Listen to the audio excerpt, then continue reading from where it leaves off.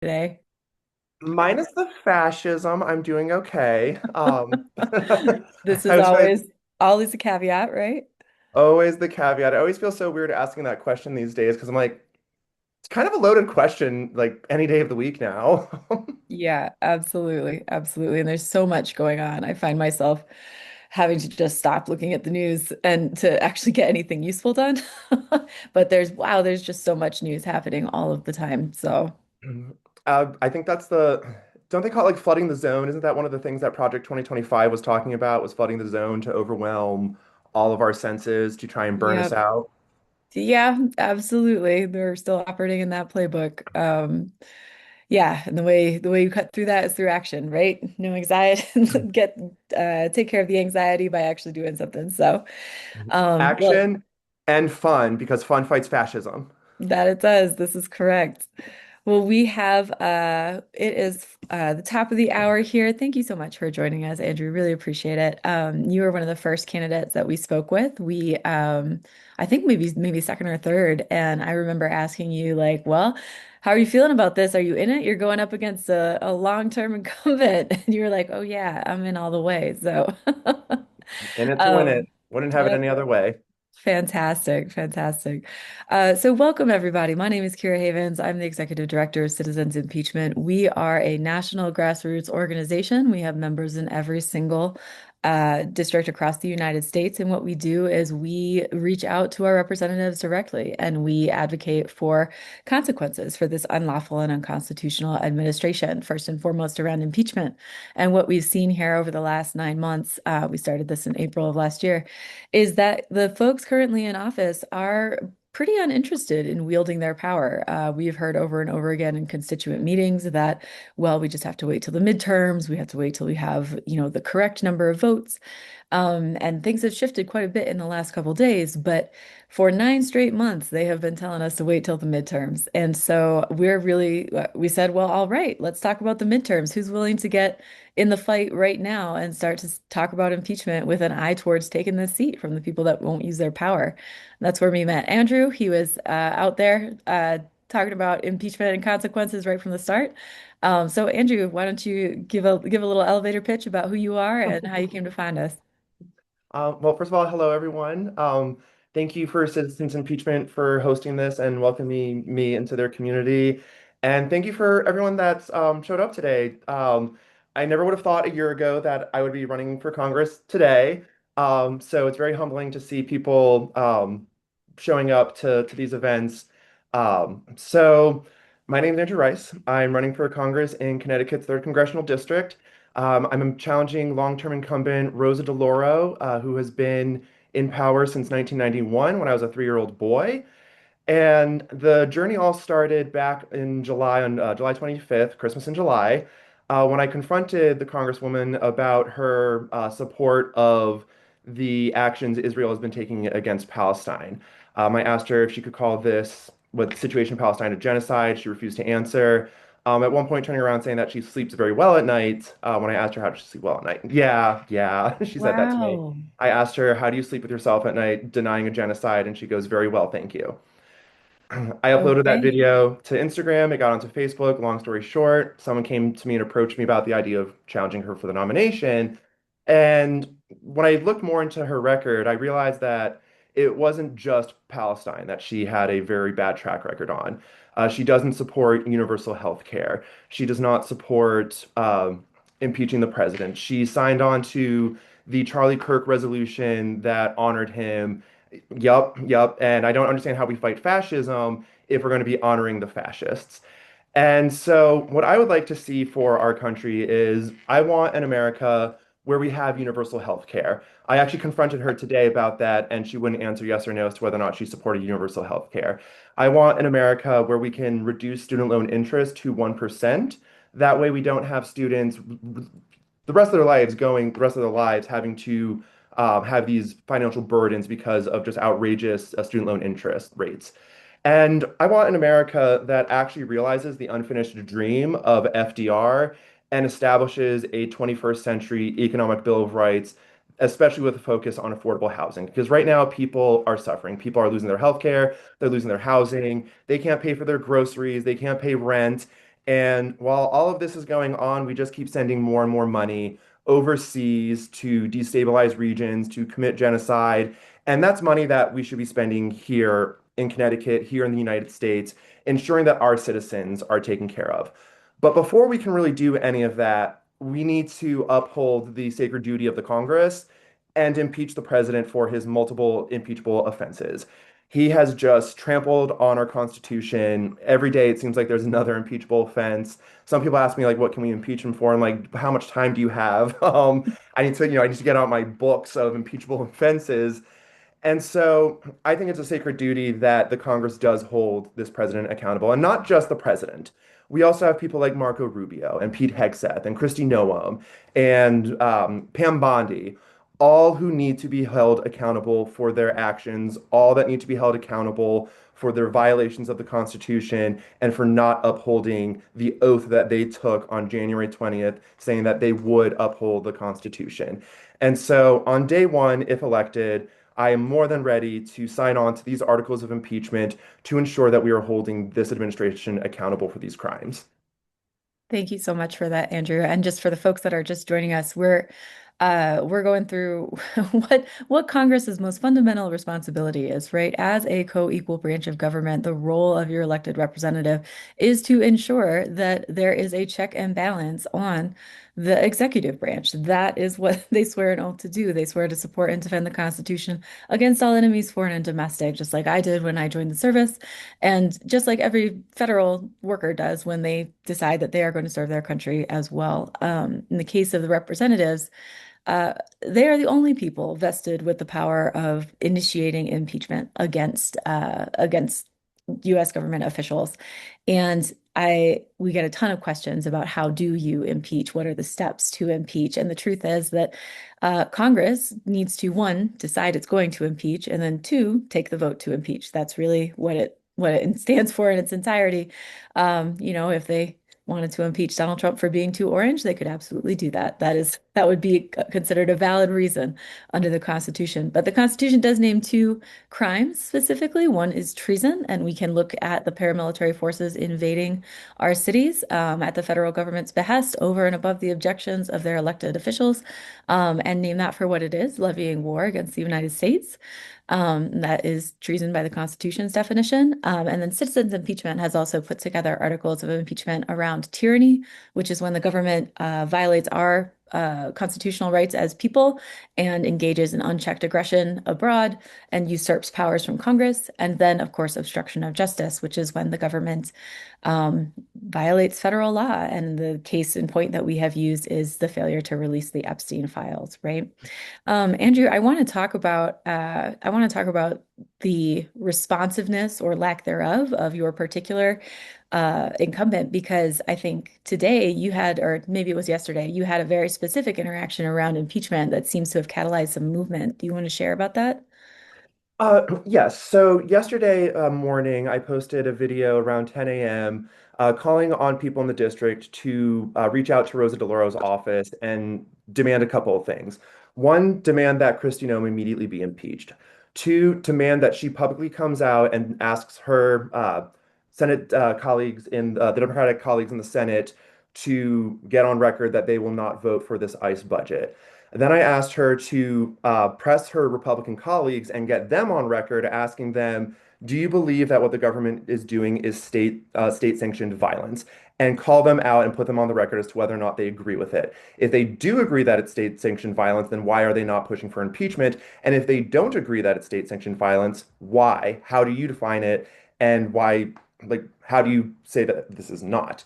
And then I also encourage people to get ready for a general strike because I think the biggest way that we are going to be able to rein in this president, to rein in the establishment Democrats, and to rein in the economy so that it benefits working class people and not the oligarchs and the ultra wealthy, is to have these general strikes. And so in that video, I also encourage people to start building mutual aid networks, like robust mutual aid networks because for a general strike to happen, people need to feel confident that they will have the resources that they need to survive a general strike: food, water, baby equipment, different kind of needs that different families will have for their children. and ensuring that they can get those needs met so that we can prepare for a general strike, shut down the economy, and starve this fascist regime of oxygen in the form of withholding our labor. Now, 10 hours later, the Congresswoman did release a statement saying that if Kristi Noem was not fired, that she would support articles of impeachment, which is a first step. However, in her statement, she said that she's been calling on the removal of Kristi Noem for months.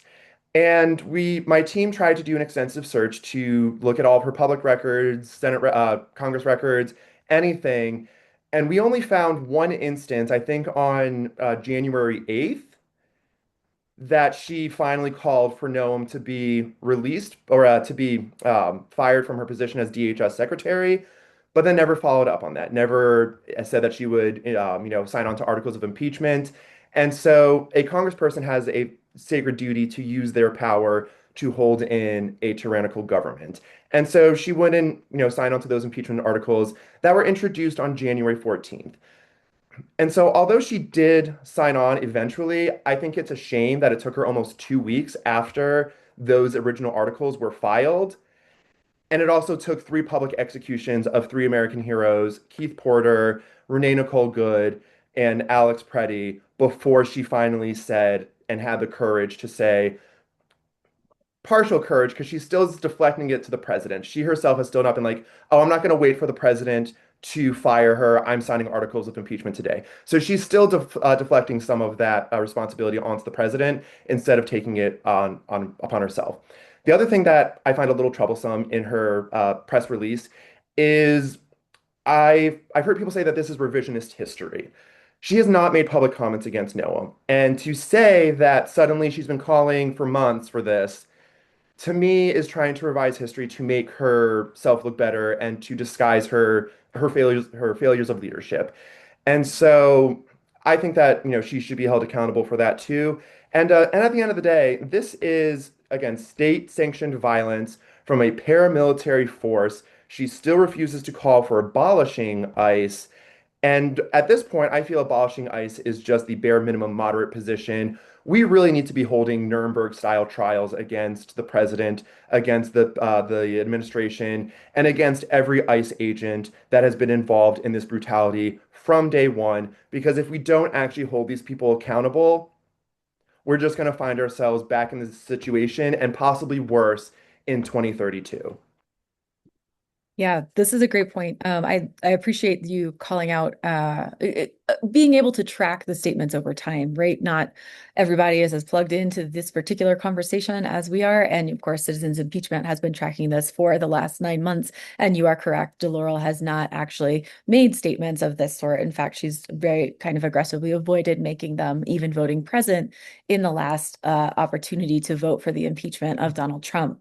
But one thing that's super important to announce for the audience to recognize is that our leaders are not leading as much as they are following, which is super unfortunate. And today there has been a shift in leadership for the Democratic Party. Jeffries was on CNN and he was discussing impeachment and he was teaching people about Rule 9, which is the rule that allows any representative to submit articles of impeachment at any time and force a vote. Now, we've been talking about this for 9 straight months now, and what we continued to get back in return was, well, we just have to, wait until the midterms, wait until we have the appropriate number of votes. And what we have been working so hard to be able to do is to get folks to recognize that part of their power, as you say, is to be able to step up and take on the fight, even if they're not sure they'll win yet, to be able to fight for what is right, regardless of whether or not they know the outcome. It seems like there is a incredible reluctance to do the work of getting to a vote, to the point where we have had folks say, well, signing on to articles is the same, isn't it? And quite frankly, it's just not, because being right is not a strategy. What you have to do, as you mentioned, is force people to own their failure of integrity and their support for state-sanctioned violence in this case. So, Andrew, I'd love for you to share about fights that you weren't sure you would win when you took them on and why it matters to fight those fights right from the beginning. Mhm. So first, I just want to go back to something you said about waiting until the midterms. I'm tired of Democrats saying, vote for us and then we'll do something. No, Yeah. do something first and then I'll vote for you. I don't want these pinky promises of action if they take the majority. Show your courage now and show that you have a spine. And if you can show that you had that spinal surgery, then I will show up to the polls and vote for you. Until then, I'm not giving you a blind vote. I need to see results before I continue to support the Democratic Party. I don't think that the Democratic Party, the establishment Democratic Party, is ever going to get that spinal surgery, and that's one of the reasons why I've decided to run. Now, some of the fights, I mean, this is an ongoing fight. This is a fight against fascism, and there's no mincing words. We are experiencing a fascist takeover of our country, and so every day is a new battle. And there are wins along the way. And one thing that I want to stress is that not one person can achieve those wins by themselves. The other day, Rosa DeLauro released a an infographic that said, like, I brought in $8 billion and I did this and I did. You are part of a team and you are not giving the due credit to the people who are part of your team helping. I am not running this campaign by myself. I am relying on several people to help me along the way. And so, one of the most prominent examples of a success that I helped with, but there were hundreds of thousands of people a part of this effort, was the Avello campaign. Avello, if everyone's not familiar, is an airline that had contracts with DHS to conduct deportation flights on unmarked planes. And so there have been several protests around the country, especially several down in New Haven, where Tweed has one of their headquarters, one of their hubs. And so people would show up every few weeks demanding that Avello not operate with the DHS, that they do not deport our immigrant communities. And eventually they caved to the pressure. Eventually, the awareness, the activism, the passion of people standing up for something, that got Avello's their financial numbers to drop. And at the end of the day, it's still a little disturbing that they decided to drop those contracts because of financial burdens and not because they came to the light understanding that that choice was just a violation of human rights. And so, even though they did stop that contract, I would still encourage people to avoid using them for at least another year to really drive the point home that we do not accept that kind of behavior. Because until we have a democratic socialist society, we do operate within the confines of capitalism. And the only way that these capitalists understand something is if we hit them where in their wallets. And the best way to hit them with their wallets is to withhold our money. That right now is our biggest power, withholding our money. So, in addition to, getting people on board with impeachment, getting people on board with these boycotts, boycott Home Depot, boycott Amazon, boycott Target, boycott Dell, boycott any of these corporations that have contracts with ICE. Because if we starve these corporations of cash, they will withdraw from ICE and we can starve ICE itself. So there are many actions that people can be taking, and sometimes it's cumbersome waiting to see the results of something. But I think Avello is a great example of what happens when you have sustained pressure, a sustained message. And a lot of times during those protests against Avello, people would stop and say, "Oh wow, we didn't know this was happening. We didn't realize this because there's as we were talking about earlier, there's just so many things being thrown at us that it's easy to miss even some of the most atrocious things going on in our society." And that's one of the reasons why it's very important to continuously talk about these issues, because the more you talk about them, the more people realize that people care, the more passion there is, the more it's like infection. The courage is contagious. The more you talk about things, the more you're courageous and you stand up for what you believe in, people resonate with that. And they're like, oh, these people are standing out here in the frigid cold. I caught myself. I'm not, I sometimes have to stay in my mouth. I caught myself on that one. And people are standing out here in, 10-degree weather, in snow and slush because they believe in something. That's powerful. And that can inspire people. And that's what inspired me was seeing people come out, especially before the president, Donald Trump's presidency, showing up for Palestine. I know a lot of people ask where the youth went. Well, the Democratic Party squashed them when they wouldn't take a stance against genocide. Yeah, these are all fantastic points, right? Not everybody can fight in every single way, but there's always something that you can do. And doing the things that you can do helps folks take the steps that they are able to take. And the boycotts in particular have proven to be an extremely successful Mhm. approach to engaging with power in non-traditional ways. As we've discussed, power really likes to hang on to power. It's not interested in giving that up. And I think one of the biggest recognitions for kind of everybody at this moment in time is, for me at least, has been realizing that if folks are not motivated by, moral truth or rights in this case, there really has to be, in order to bend that arc towards justice, you got to apply a little like, elbow grease and actually start to bend it yourself. So we consider, impeachment a yes and, right? Yes and to the boycotts, and yes and to the Mhm. voting drives, and yes and to the mutual aid. It's something that once we are able to build out all of these different networks capable of protecting ourselves and connecting ourselves, then we can start to take on real big systemic change in a meaningful way. And so it's a fantastic example of picking up that fight because it's the right thing to do. And one one thing maybe we can talk a little bit about is the idea of leadership, right? Of stepping out in front before there is a consensus, before there's maybe a poll that tells you what's right or wrong. Yeah, tell me how you think about leadership. So for me, leadership is having conviction in what you believe in. And so, for example, I don't want to sound like a hipster, but I was for abolishing ICE before it was cool. I've been very consistent about being for abolishing ICE. When I first launched this campaign, I was protesting in the streets. I have a couple of images of me in the newspaper with a big abolish ICE sign. I spoke to the Hamden several months ago. I can't keep track of dates of events because there's just too many events to keep track of the dates that they happened. Back in either September and October, um, the ICE raided a car wash in Hamden and snatched up five of our community members. And when the Hamden Town Council held a meeting, I did say to that town council something along the lines of, although you don't have the power to abolish ICE, sending a resolution, like signing a resolution demanding ICE be abolished could send a powerful message to other towns, to other municipalities, saying that we will not accept a paramilitary force. I don't think at the time I called it a paramilitary force, and that was a mistake on my part because this has been a paramilitary force. It really has been a paramilitary force since 2003.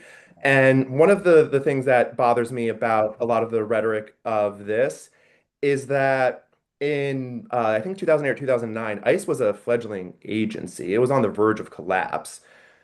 President Obama, along with the Democrats, funded it, got all those detention beds that Trump wound up using in his first term, cried about it during Trump's first term, and then Biden went ahead and still used ICE during his term. No one cried about it. And then Trump just decided to really up the ante. So I know a lot of people are always like, oh, well, ICE is just really particularly bad. No, no, ICE was, in my opinion, always intended to be used against us. And we've seen this in history before twice. The first time we've seen this in history, or the second, I'll go backwards in time. The second time we've seen this in history is in Palestine. The IDF has trained ICE.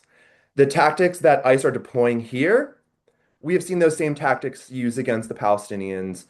And so there's something called the Imperial Boomerang, where anything that an Imperial force does across the seas will usually bring back home. I'm Now, not the sure if first time, though, that we have seen instances of this was the original genocide of the Native American people and the enslavement of Black people. And so what's happening in Israel is just a reflection of what's happened in our history. And so it just come full circle.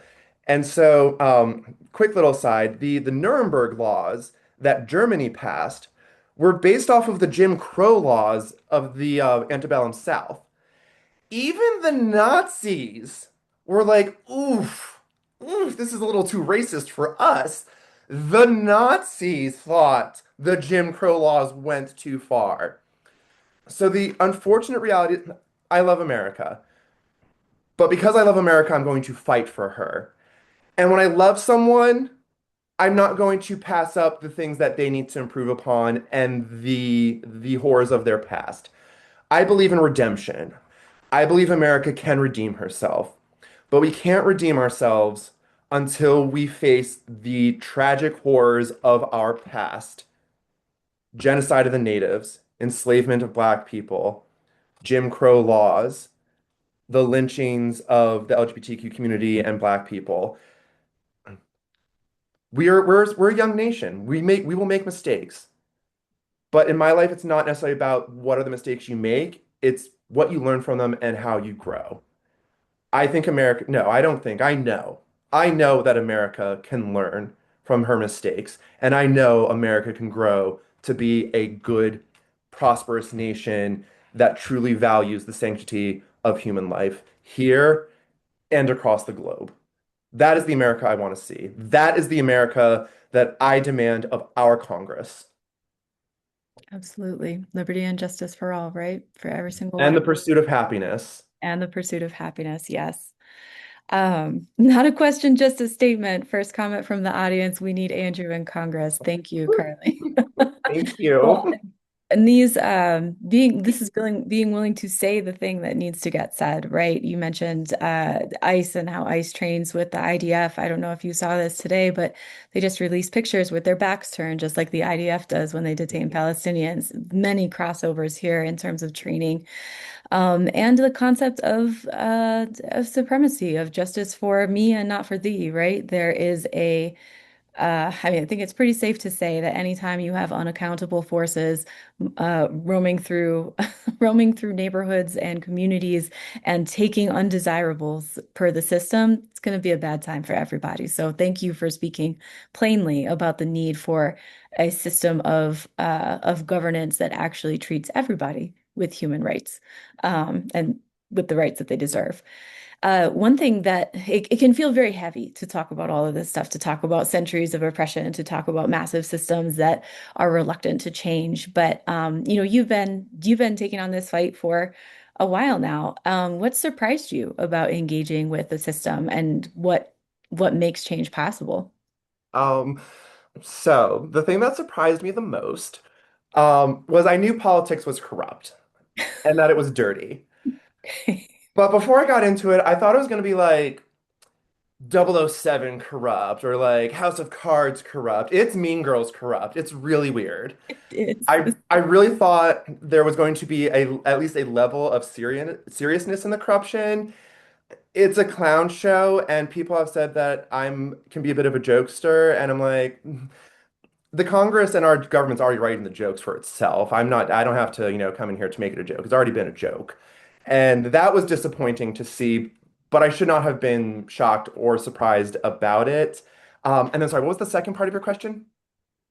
Just surprised at how the system changes, right? You talked about Avello a little bit and how it's the sustained pressure that changed it. What I want to try and talk about is where do you find like the hope that you can change things when these are such huge and large issues, you know? My hope comes from the people that continue to show up, that continue to. So, I mean, Alex Preddy was shot, and massive crowds still came out. Renee Nicole Good was shot. Massive crowds still came out. Keith Porter was shot. I'm sorry, not even shot. I need to use real terminology.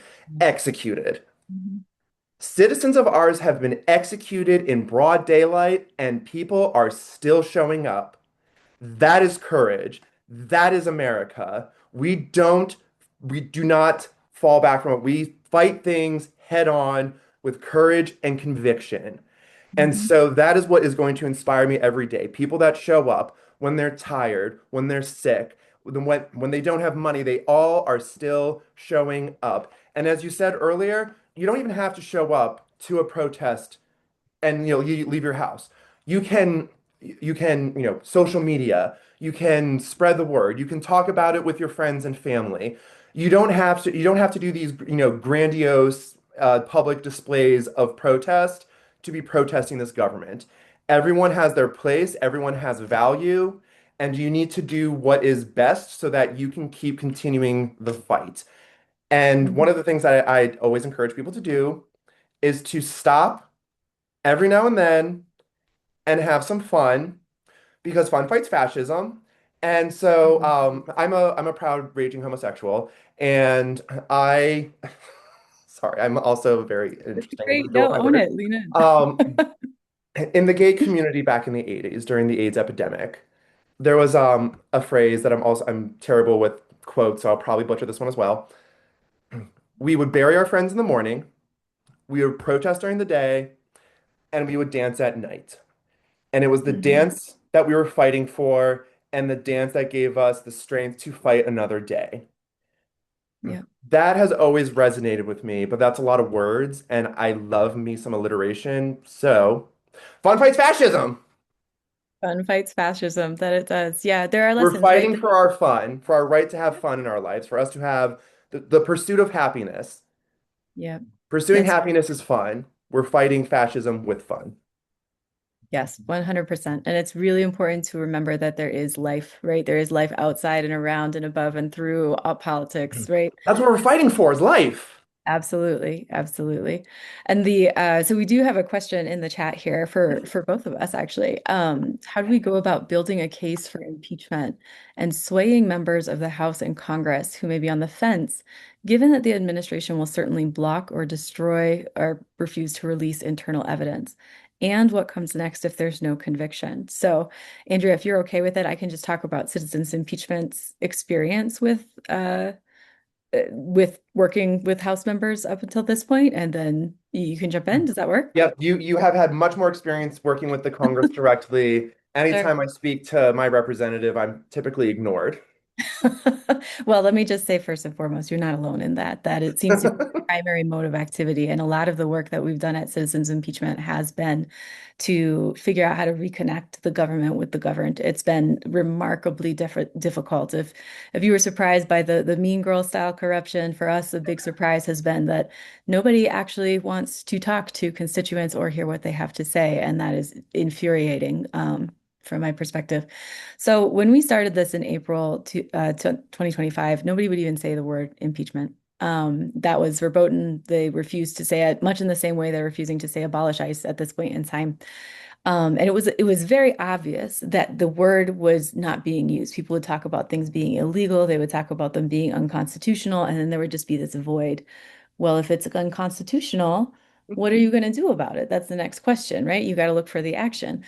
So, what we did was we got together 1,000 people and wrote an article of impeachment. We did, the citizens, for tyranny. It was the first version of the tyranny article. And then we sent all of the people in all of the districts sent that article to the press secretaries of all of these offices, the 435 offices, and said, does your boss support the impeachment of Donald Trump? Yes or no? We're going to put it on a tracker. We're going to display it for everyone to see. And of that, we had 15 people respond to us. And then one of those representatives took that article of impeachment and brought it to the House floor in 3 weeks. And so all of a sudden we were like, oh my gosh, we can actually move this system. This will work. We just have to say the thing and it will happen, right? Um, and then immediately that person got shouted down by leadership and they were forced to withdraw the articles of impeachment and it never came to a vote. And I really want to stress this point here. If that person had followed through in April, I don't know where we would be right now, but it would be a different spot if we had had a vote to impeach Donald Trump in April rather than waiting till June for the first one and December for the second one.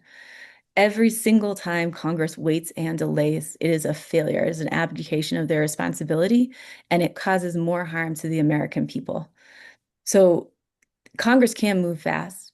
They just don't want to. And so what we have had to do over the last 9 months is make it impossible for them not to move.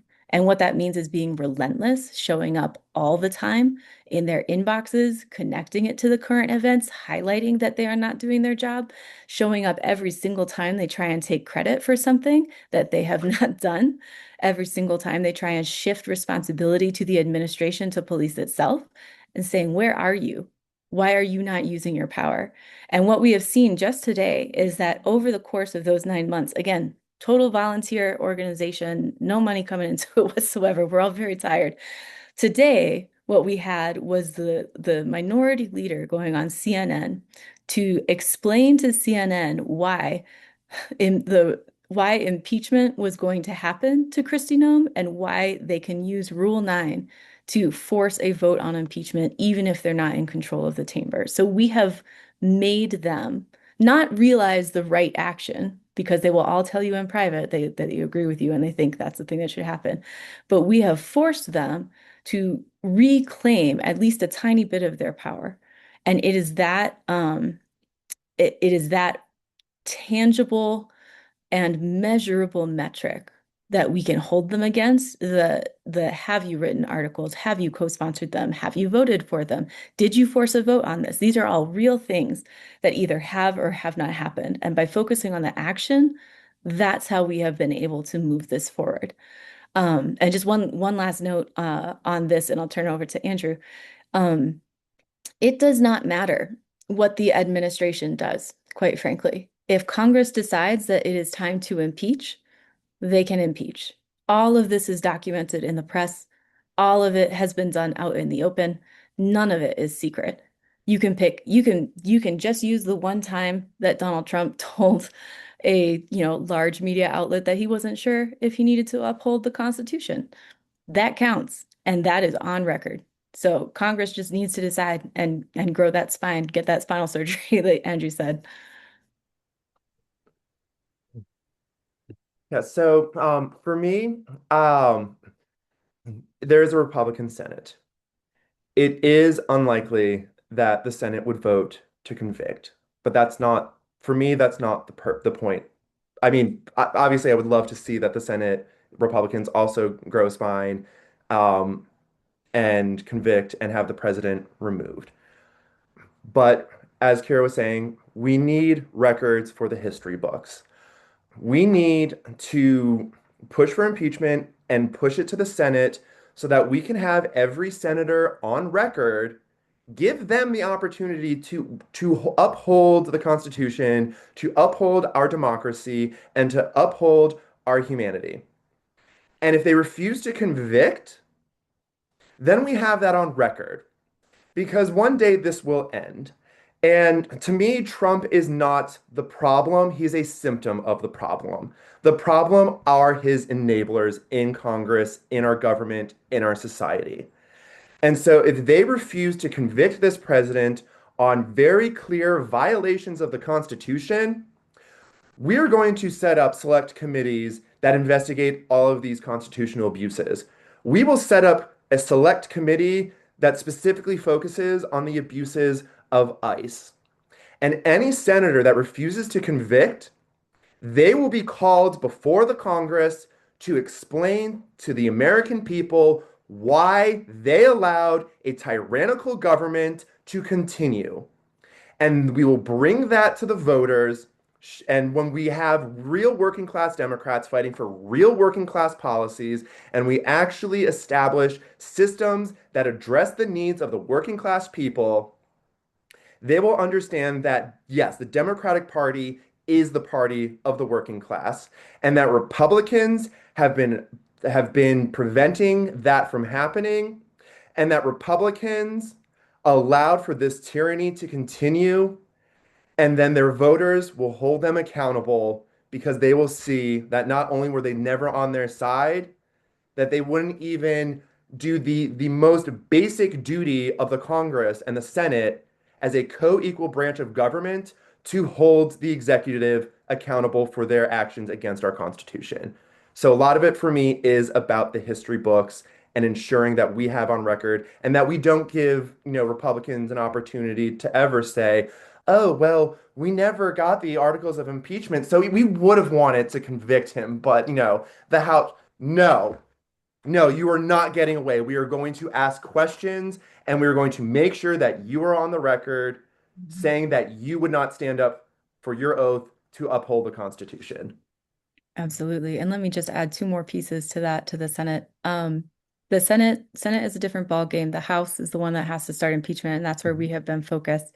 This is a citizen-led movement, and what that means is that all of those citizens of House districts, they're also citizens for the states, and we can turn them focused onto Congress or onto the Senate when that time comes and build the same sort of pressure campaign.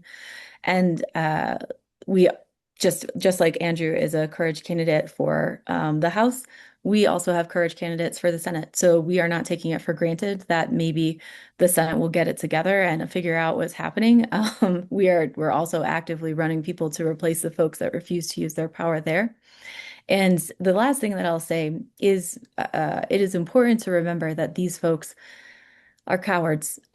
We saw this with the Epstein files, right? The Epstein Transparency Act. We had months and months and months of the administration saying, no, absolutely, we're not going to do this. We're not going to release the files. And we had four representatives say, oh, yes, we are. We are going to release them, and this is how we're going to do it.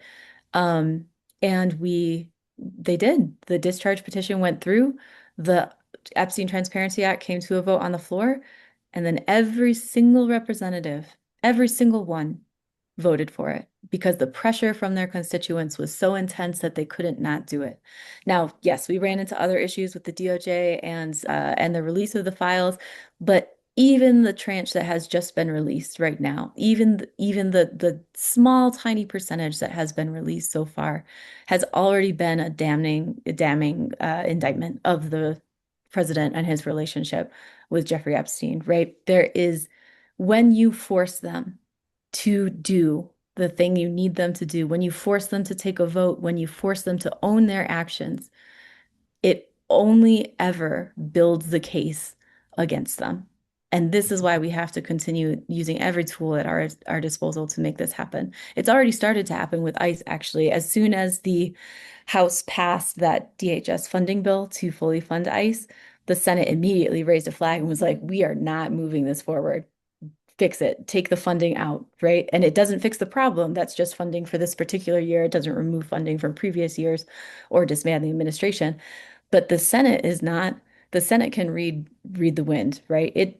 The Senate would also like to retain power, and it will do the thing that enables them to retain power. And as long as we make sure that that thing is doing what we want them to do, we're I don't know, I'm not sure if we're in good hands, but we're at least we're at least driving the bus a little bit more than we have been. So one thing I would like to add, our representatives represent us. We don't represent them. And Mhm. so we have the power. Everyone here can help from the comfort of their own home. Write an email, make a call. That information, it can be tracked. It's a paper trail. It shows the senators and the congresspeople that this is what their constituents want. And so when we have these select committees, we can subpoena and investigate every senator, every congressperson who refused to impeach, and we can pull the records of every call that was ever made, every email that was ever sent, every letter that was ever sent, and we can see, did the representatives and the senators actually represent their constituents, or were they hiding behind the fact that that information is not always publicly available? We have power. And the more people that use that power, the less they can ignore us. So, everyone here, I would encourage you tonight, tomorrow, call your representative, call your senator, tell them that citizens impeachment needs to get the support in the Congress to hold this administration accountable. And that pressure campaign, that is something that we can use in the future to hold these people accountable who will not have the courage to stick up for what is right and what is just, again, the basic duty of the Congress to uphold the Constitution. Yeah, and if you need help, we prepare scripts, we write up template emails. We're happy to help with that. You can obviously sign up with us at citizensimpeachment.com. You can get together with friends, and one of you can call every 15 minutes and ask the exact same question. You're all constituents, they have to answer you. The overwhelming desire for the offices is for you to leave that conversation thinking that your representative is doing a good job for you and doing everything they can. We have unfortunately found out that they are not, and making sure that we do not lose sight of the fact that these are some of the most powerful people in the world, and they do have the power to speak out, they have the power to take action, they have the power to form select committees, to impeach, many different powers that they can use should they choose to use them. That is what we are doing. We are contributing that spine to these folks because they've apparently misplaced it. Got a question from Lauren here. Representatives don't want to keep in touch with their constituents and they don't want to talk about impeachment. How many of them do you think are going to meet with us on February 17th? So, citizens impeachment has met with one actual representative, has sat down with us, and that is Reps Subramanian in Virginia 10. And I really respect that he chose to sit down with us because at the time he sat down and he said, "Look, man, I don't think I'm going to do this. I don't think I'm going to come on board for impeachment." We said, "Heard, but here are the reasons why that you should, and here's why we're not going away. You'll hear from us again." He said, "Okay." And that is a far more honest interaction than 99% of the other interactions that we've had where they try to convince us that we are barking up the wrong tree or that they don't have the power or that they're just not able to do it for whatever reason. Um, on February 17th, and for the audience, that's an event that Citizens Impeachment is helping Flair USA and 5051 National put together. We're asking folks to show up at offices during a recess. So the representative might be in town.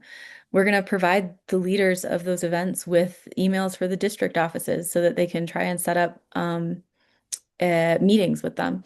But there's a very real chance that doors will be closed because that's what happened in January. About half of the people that participated were locked out, and some were forced to talk to their staff through intercoms, which is just really insulting. And when that happens, what we need to do is get loud about it. It is really unfortunate that the name of this game is bullying right now. And every time I talk about this, I just think to myself, like, what are we in high school? But Andrew, you can probably speak to this too, the mean girl style of politics, right? Nothing gets done unless you shame folks. Yes, yes, kind of. And luckily, for the most part, I think establishment Democrats can still be shamed. I think, unfortunately, for the most part, a lot of Republicans are just shameless at this point. And so we need to replace them. But we need to replace them with the right Democrats because I don't like that slogan, vote blue no matter who, unless it's Mom Donnie, of course. That was the one time that you didn't have to vote blue no matter who. But it's like if we keep reelecting the same style Democrats, the same corporate Democrats that have the same policies that have failed to stop Trump the first time, that failed to stop Trump the second time, those policies are going to fail to stop Trump, well, possibly a third time because he keeps joking about, running for a third term. And what we've seen from Donald Trump's actions is that every joke is a subtle truth. Usually it's like a little test the water thing. You'd be like, how do people react to this joke? Oh, they're not too concerned. Okay, let's just go full force with this, third term thing, which in itself would violate the Constitution. And, I even think just talking about running for a third term, I would like to talk with legal scholars and see if even that is a misdemeanor. Because the Constitution, it is a really low bar for impeachment, high crimes and misdemeanors. Mhm. I think like certain traffic violations can rise to a misdemeanor. You know, so like the Congress does have a lot of power in what they want to decide to do when it comes to impeachment. Um, sorry, what was I want to make sure that I do answer the question. If you could remind me of. Oh, just speaking with constituents and being sure to keep pressure on them in this conversation, even if it feels asymmetrical, is um I think well, what I was thinking while you were speaking was being able to bring new folks and new perspectives in, right, who are not beholden to Democratic Party leadership, which has very truthfully been a serious problem in terms of moving, advancing accountability for this administration. Um, there's got to be a full court press in replacing folks. Yes. Unfortunately, So, I'm sure a lot of people here are in way too many signal groups that they cannot keep track of. And one of the signal groups, a couple of people were like, "Oh, Rosa did the right thing. Rosa did." We have been fighting for her to do the bare minimum of the right thing. And so, yes, it is progress to push them to the left, to push them into doing things. But at some point, why did it have to take three executions, a couple of primary challengers, and outrage from the community to push Rosa DeLauro to not even saying flat out that she would impeach Noam, that she would, that she hopes that Donald Trump will, fire her, and if not, then I'll impeach. And I also, will be interested to see what happens in a couple of weeks if she is not removed. Yeah. Will Rosa DeLauro actually sign on to these articles of impeachment, or is this just another one of her what I call Rosa's ruses? Because she's a performance artist. She's gotten very good at it. And Um, let's be really clear, it's not just her. This is the MO for the entirety of the party, right? To do barely enough or to say the thing that kind of gets people to say, "Oh, they did the right thing," or they think they're on our side. And one thing that I guess I would encourage everyone here to look for is the action, right? Are they following through on what they said? Do their actions match their words? We've heard from the Democrats for basically the entirety of this year and this term that things are very bad and we should donate to the Democrats because they're bad, right?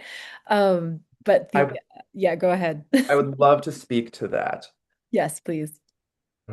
Solving problems are not profitable. That is Democrats are corporate owned. They don't want to impeach. They don't want to abolish ICE. They don't want to impeach. They don't want to do some of these things because if they actually did that, their corporate donors would lose profits and they would lose those corporate donations. The other thing is, back in 2008 or 2009, we had 60 senators in the Senate, we had the White House, and we had an overwhelming majority in the House. And we did not codify Roe v. Wade. Mhm. And why is that? Well, because if we actually did that, Nancy Pelosi couldn't send an emergency email, be like, Andrew, we need $5 before midnight. Otherwise, the scary Republicans are going to take away your choice. Well, when you have the power to actually make it impossible for them to do that, you didn't use it. Mhm. And so one of the biggest issues is we need to get money out of politics. Fundraising sucks. It is the worst part of campaigning, asking people especially in this economy, like, oh, hey, you can't afford your rent and your groceries. Can you afford to give me $5 on the off chance that I might be not a piece of shit who could actually do something good for once? Oh, you can't? Well, I understand because no one has money. We need publicly funded elections. Mhm. Because even if 10,000 people donate to me and I win the election off of 10,000 small donors, I'm still technically more beholden to those 10,000 people than to the 750,000 people in my district. If these elections were publicly funded, that would guarantee that members of Congress were accountable to every single member in the district that they are supposed to be representing. But right now, they don't represent their districts because Rosa DeLauro, she has a lot of corporate donors, but she has, corporate donors from Boeing, SpaceX, L3 Harris, a lot of companies that don't even have jobs in our district. And I'm just like, so I know she takes like a lot of money from Martin, which I don't like, but that makes at least a modicum of sense because at least Lockheed Martin is in this district and provides jobs. A lot of times they, you know, get the money, then get rid of the jobs and replace it with AI and whatnot. So, but they take corporate donations when you're not even getting people jobs. It's just like, so you're selling your soul and no one's even getting a job out of it. It's crazy. And Yeah. so, like Citizens United was probably one of the most disastrous Supreme Court decisions ever made. And at the end of the day, like a lot of these corporations fund both Democrats and both Republicans. And there's this great anime called The Legends of Korra. It was a sequel to Airbender, the last Avatar, or Avatar, the Last Airbender. And there was this rich man, and he's going around, he's like, I can talk to the mayor because I funded his campaign. Then he goes to another person, who's like, I funded her opponent too, just in case she won. That's how money works. Yep. That is how money works. They fund both parties and hedge their bets, and I'm assuming it's easier to get, $1 million from whatever million divided by 10,000 is. I can't math that quickly. Corporations than it is to actually go and meet the people and to hear what the people need, to actually hear their stories. And so one of the, for me, beautiful things about this campaign is is the people and meeting them and seeing how they're struggling, how they're surviving, but how they still have community and they are still there for one another. And that even though all of these awful things that are happening to them, they still can find these moments of gratitude that they share. And that's beautiful and that's powerful. And that's another thing that keeps me going is Yeah. seeing that even people that have so much less than me are still so appreciative of that.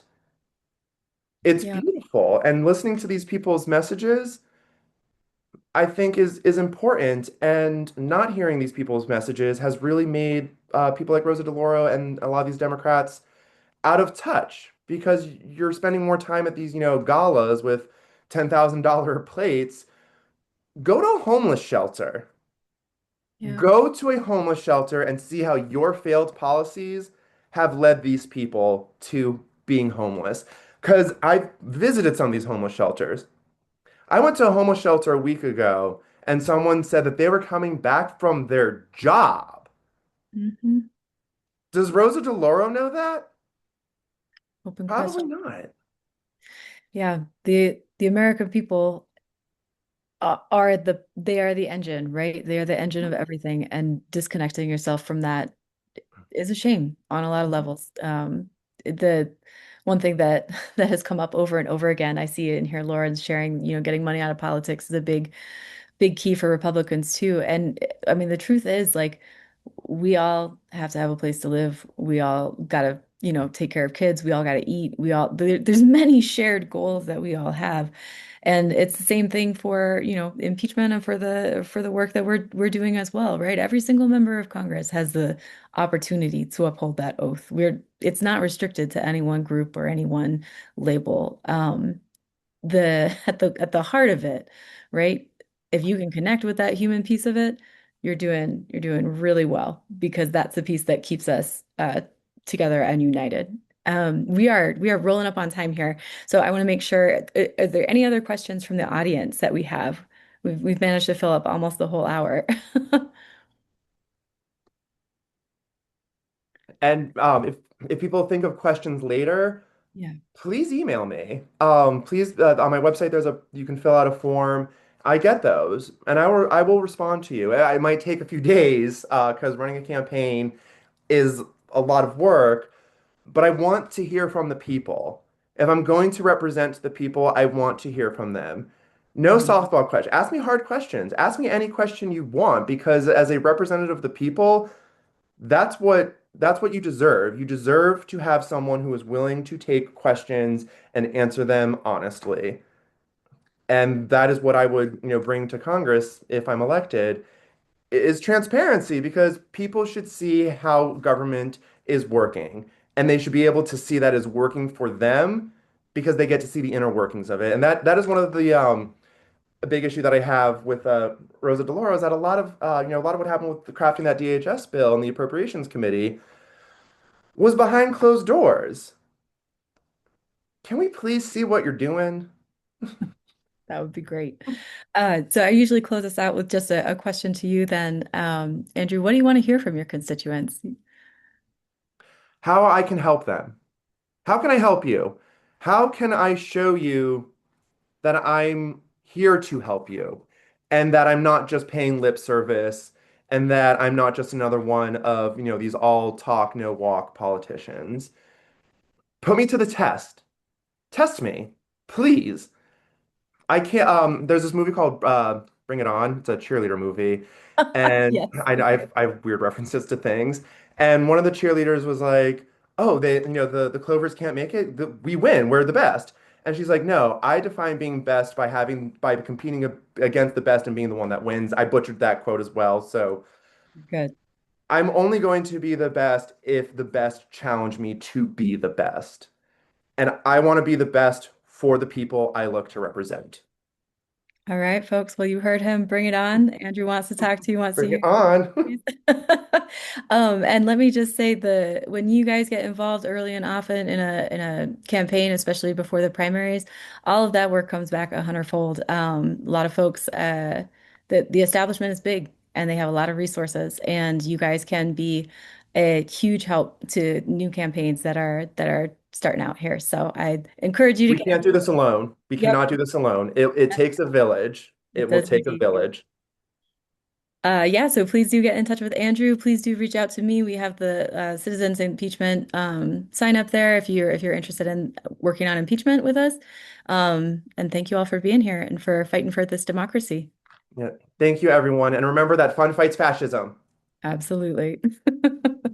Take care, folks. Take care, everyone.